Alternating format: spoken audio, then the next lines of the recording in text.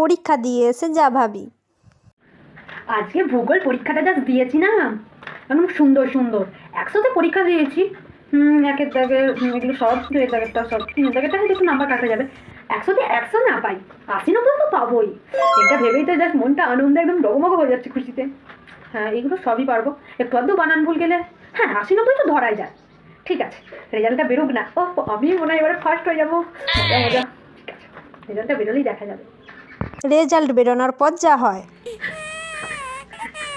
কি যে হলো, পরীক্ষার সময় সব মেলালাম পরীক্ষা দিয়ে এসে যে আমি 80-90 পাবো। এখন তো দেখছি 100তে 25ও পাইনি, পুরো ফেল করে গেছি। কিন্তু এটা কীভাবে হলো?